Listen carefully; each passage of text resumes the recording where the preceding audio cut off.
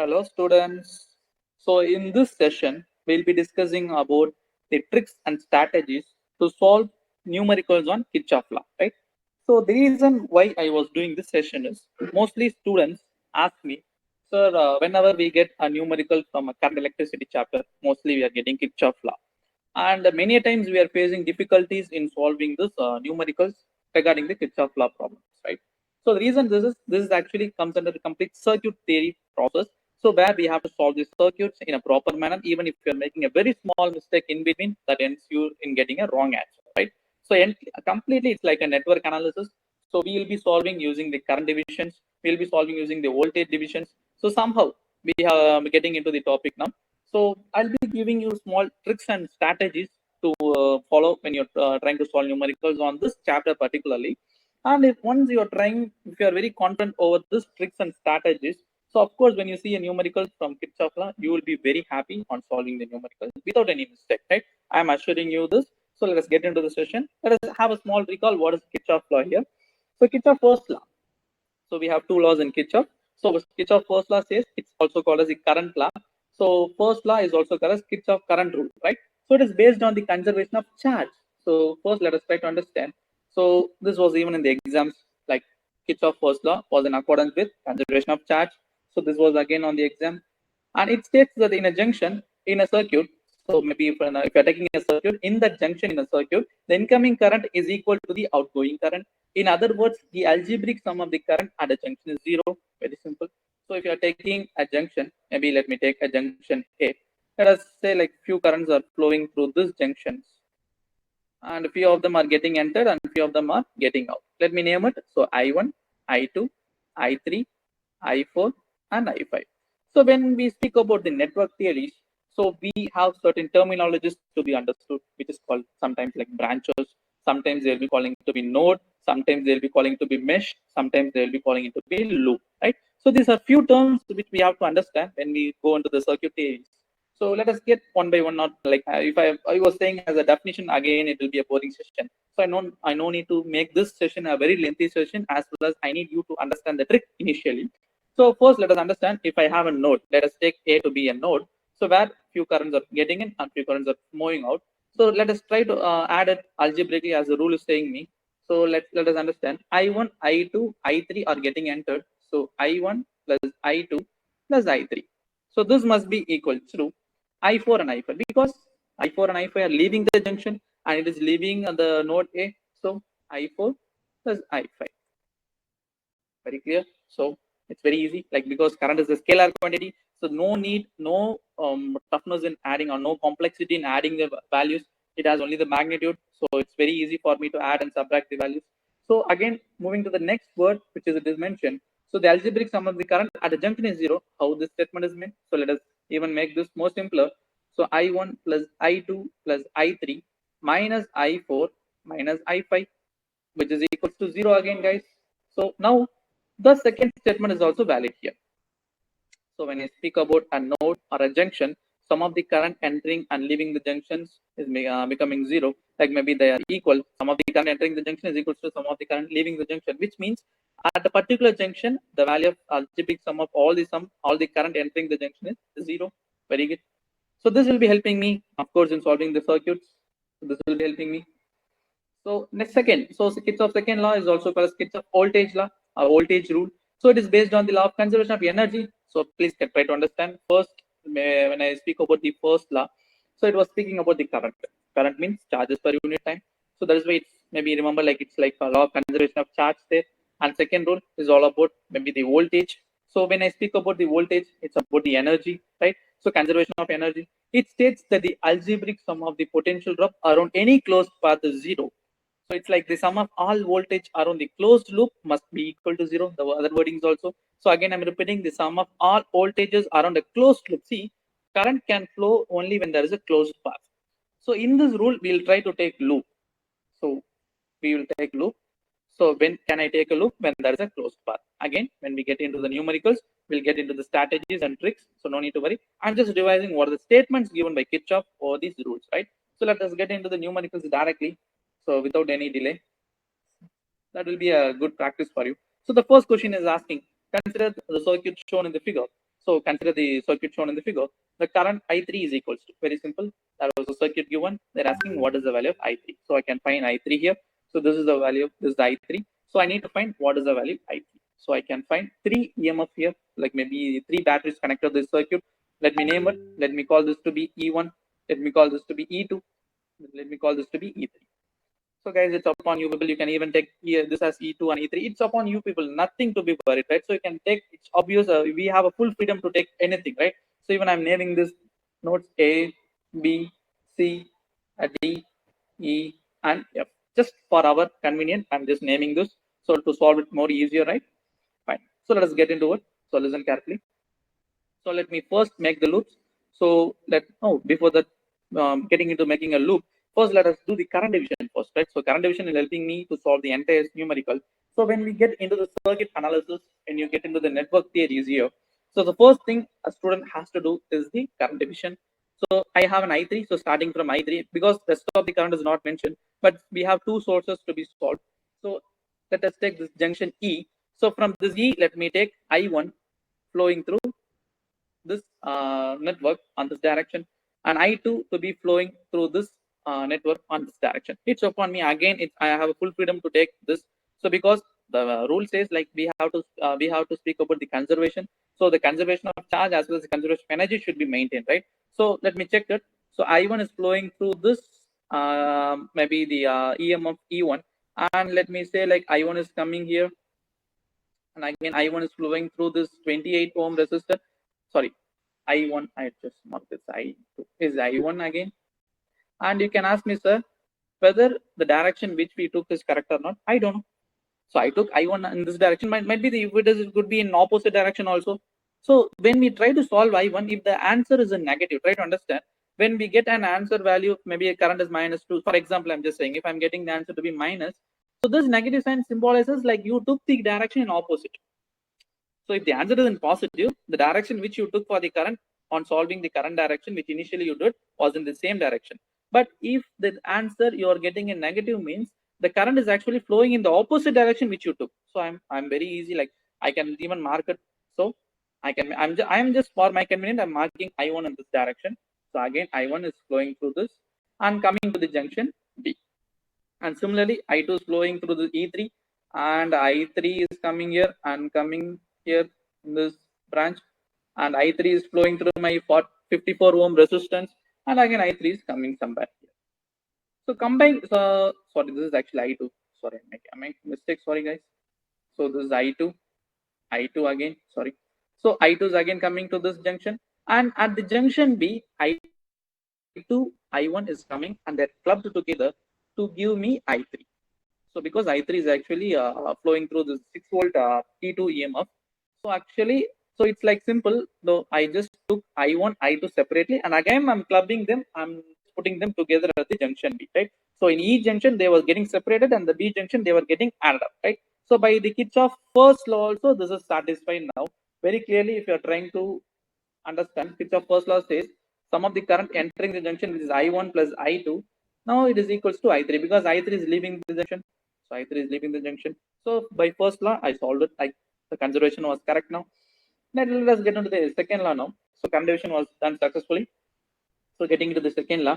So second law, of course, to solve second law, we have to take a closed path. So I'm taking a loop. So I'm taking a clockwise loop. I'll call this to be the first loop. Next, I'm taking again a clockwise loop. I'll call this to be the second loop. So the first loop here is A, B, E, F, A. Again, I'm saying A, B, E, F, A is my first loop, right? So A, B, E, F, A is my first loop. Great. So loop 1, A, B, E, F, A, right? So now you will helping me. You will be helping me in solving. Okay, let us give a trick now. So as I said, I was assuring you to tell you a trick here, right? So second law solve பண்றதுக்கு a very good trick. Let us take this EMF E1. So since like the current direction which I took was in clockwise, let me make first the arrows on clockwise direction. It will help me to understand in which direction the current is flowing. So the loop, sorry, not the current, the loop direction, right? So the loop which I took was in clockwise direction. So each and every part on the branch, I'm trying to make the arrows, which is showing me, which is insisting me that the loop was in clockwise direction, right? Now, First step finished. Second step. So I started my trick here. So first I was trying to draw the arrows. So the arrows insisting what is the direction of the loop. Okay, very good. Now we have a tail for this arrow and we have a head for this arrow. This is the tail and this is the head.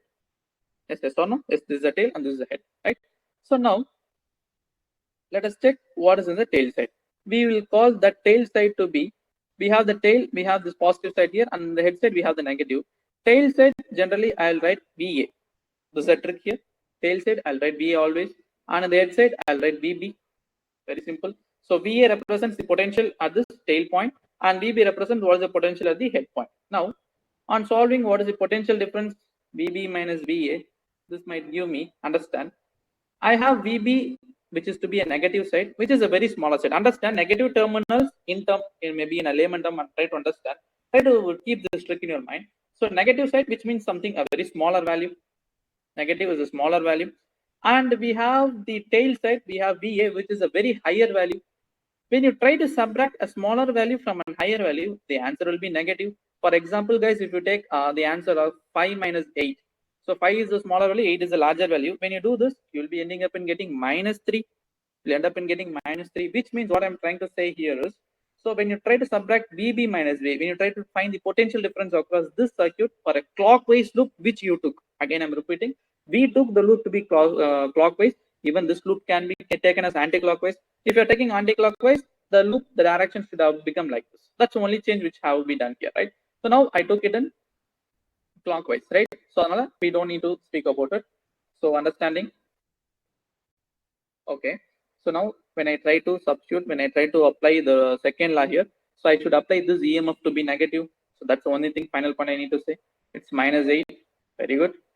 Going. Is there any other components present here? We have the I1 28 ohm. So this is actually the drop because current is flowing through a resistor, which might create a potential drop across this. So this will create a potential drop. Okay, let's come to it. First, let us finish EMF part. So always I'll suggest you in the left hand side, try to keep all the EMF part, and right hand side, try to keep the value of potential drops. That will be helping you in solving without any concern, without any mistakes, right? So coming back here, so we have the clockwise arrow here, and again the tail part, again the head part. Tail part I have positive, and head part I have the negative. When I subtract head from tail, so again I'll be getting in a negative value because negative minus a higher terminal, so that gives me negative. So I'll be getting minus 6 volt. This is equals to. So the rule says the EMF across the circuit will be equal to the potential drop. Fine. So the second law very insistingly same is like sum of all the voltages around a closed loop must be equal to 0. That's what I'm trying to do. So here we have the drop I1 28 ohms because current times the resistance gives me the voltage.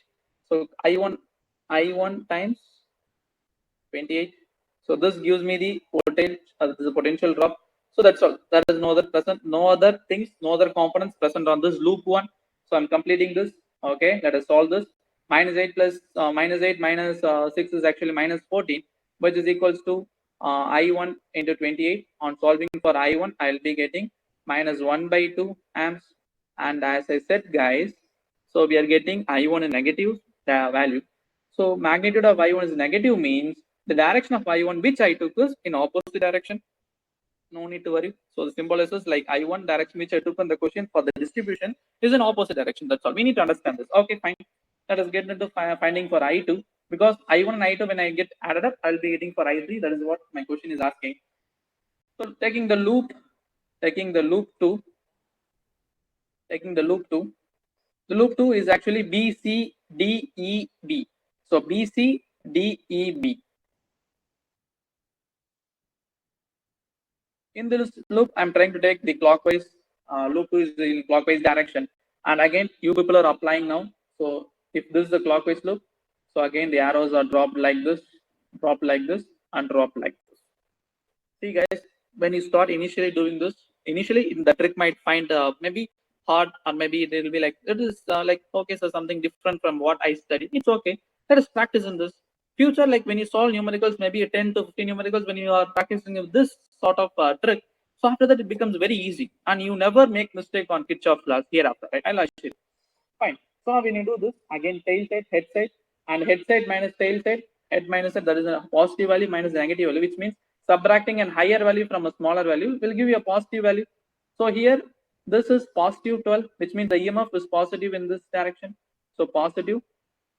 Again taking with the E2 6 volt. Again seeing the arrow. This is tail. This is my head, and tail is the negative side. Head is the positive side. Again I'm getting a positive EMF. So this should be equal to the current times the resistance. So current times the resistance, we have I2 flowing through 54, but the loop direction is in opposite with the current direction. Loop direction is in opposite with the current direction, which means I have to do only one thing, a negative sign which indicates the current direction is opposite to the loop. Simply I2 multiplied with 54. That's all. So I am having I2 which is equals to minus, maybe this is giving me 18 and 54. So 18 3s are 54 minus 1 by 3 amps. So again I2 direction is maybe the I2 value is again coming in negative. So which insisting me the direction which I2 which direction I took was in opposite. Okay, let it be. Now I found the values for I1 and I2 solving this.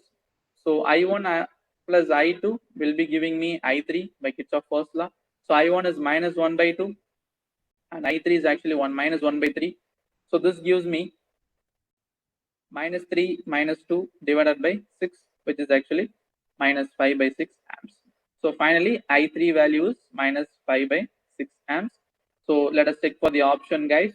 So let us check for the options. We have the option, yes, we have the fourth option. Whether you found it easy, whether you found this to be valuable, yes, of course, this would have helped you. Let us get into the next sum even. So to make our concepts more clear, let us get into the next sum. Yeah, great. This is of course an easy. I picked up this for you people just to analyze this. So the magnitude and direction of the current in the circuit shown. Okay, the magnitude and the direction of the current in the circuit shown. Okay. Again, we have a very easy circuit here since there is no complexity. Since there is no sort of making very complex here. Let us try to solve it. Let me take only one loop here. That two in a positive. Maybe this is the first loop, and I'm taking this loop in a clockwise direction, right? Okay. Before that, let us check. There is no value of current mentioned here. So let us take the current direction simply to be I. There is no need for taking I1, I2 because we have all the things connected in series.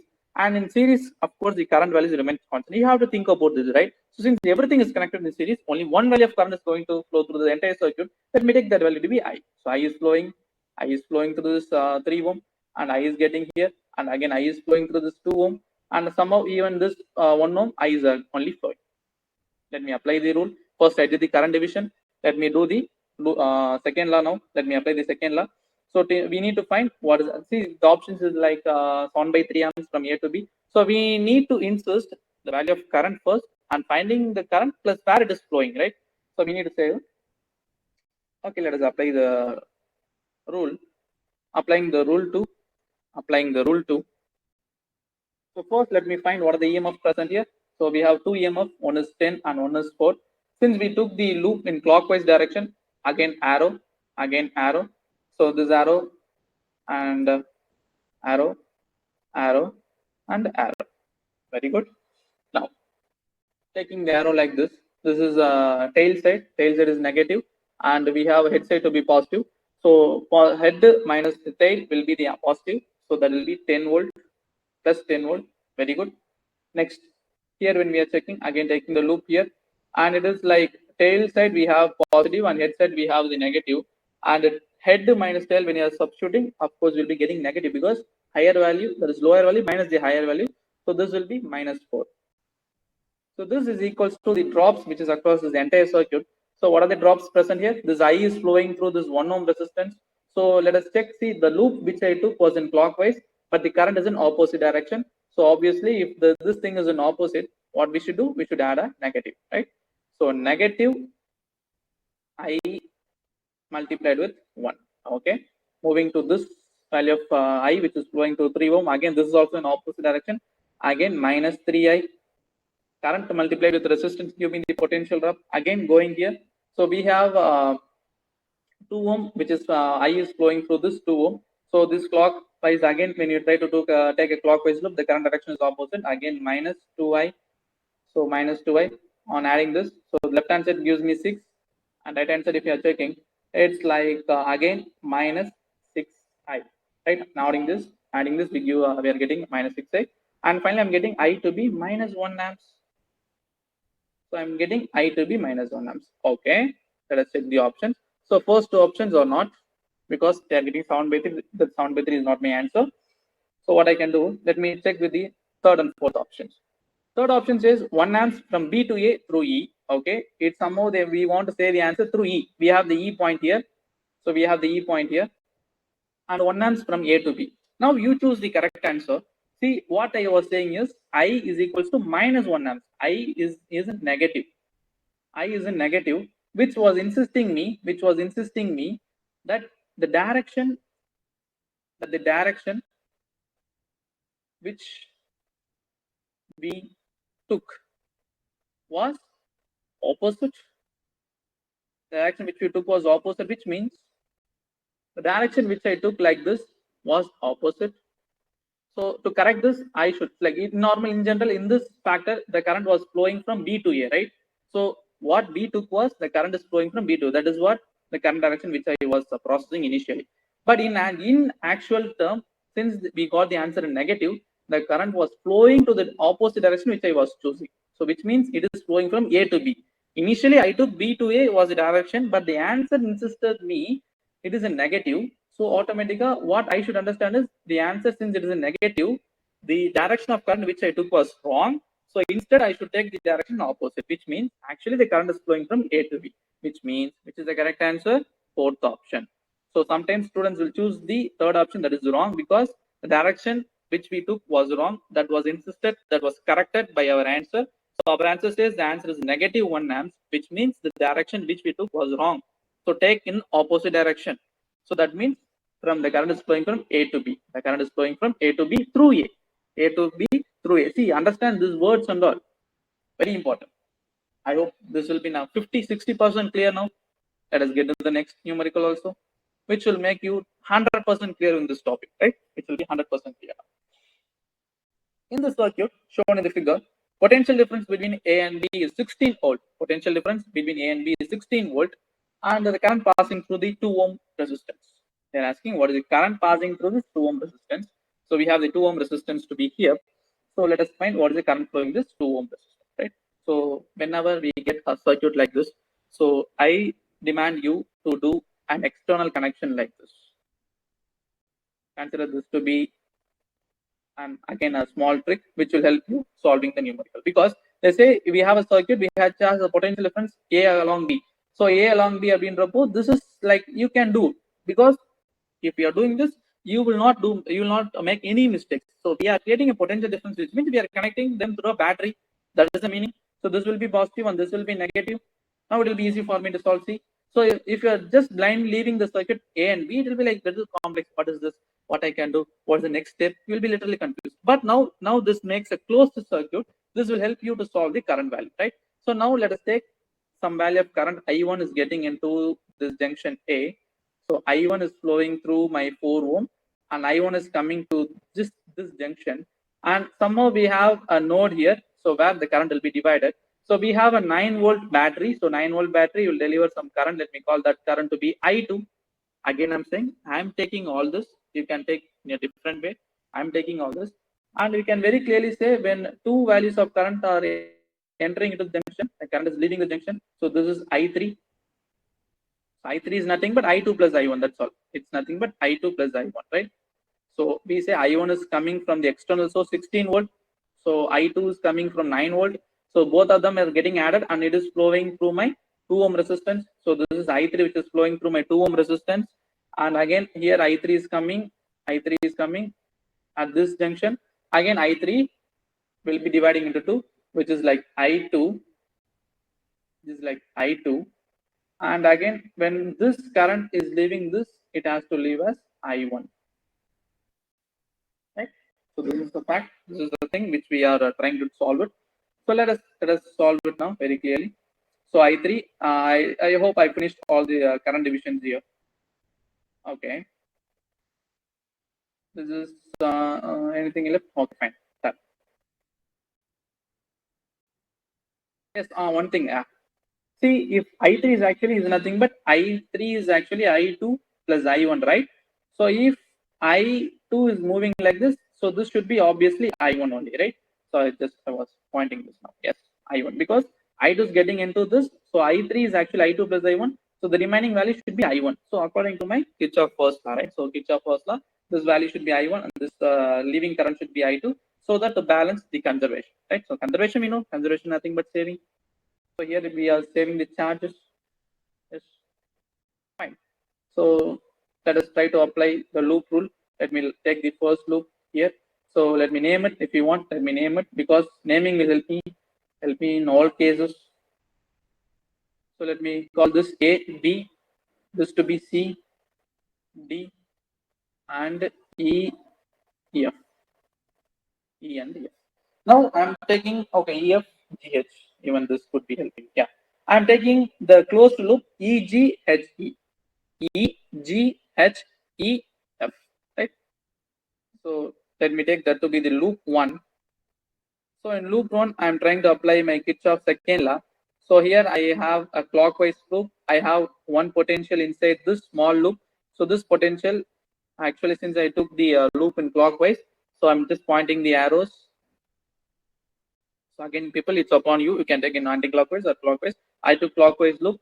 So clockwise loop, what happens when across this 9 volt, if I'm trying to draw the arrow, tail and arrow method. So tail is positive and head is negative. So of course, negative 9 volt. Very simple. So negative 9, which should be equals to, because only one EMF is present. And we have I2, which is flowing through 1 ohm. And the direction of loop and the current direction is opposite. So I should take it as negative I2. And again, when coming here, so the loop was clockwise. And you can see I3, which is flowing through this 2 ohm, is an opposite to the loop. So automatically, again, minus I3, which is flowing through my 2 ohm resistance. So now expanding this I3. So I3 is actually nothing but I1 plus I2. So I1 plus I2 into 2. On solving this, minus I2 minus 2 I1 minus 2 I2. So this will be simply minus 9, which is equal to will be minus 9, which is equals to minus 2 I1 minus 3 I2. So let me take this to be the first equation. So I'm solving a loop L1, right? So second, let me solve the second loop. So which has to be taken as the second loop. Let us understand. Let us take the second loop to be A, C, D, B, F, H, G, E, A. So don't think I'm just taking a somewhat a bigger loop. I'm trying to take this loop, avoiding this 9 volt like that. I'm trying to avoid this session alone. I'm trying to take a closed part. So as I was mentioning it, right? So A, C, D, B, F, H, G, E into A. Fine. So trying that loop. So let me take that to be the loop 2. So loop 2 will be giving me, understand. So here I'm trying to apply the loop like in clockwise direction. This is my loop 2. So in loop 2, if you are trying to take clockwise, again arrow, arrow, arrow, arrow, and arrow. So these arrows like represents the loop 2's direction, right? So trying to check here. So again, I'm in 3 volt battery. So tail side is on negative and the positive side is on head side. So obviously that will be positive 3. And again, checking with this EMF 16 volt, the tail side is negative and the head side is positive. So again, this is 16 volt positive EMF. So like 16 plus 3 will be the EMF side. So checking with the right hand side, that is all.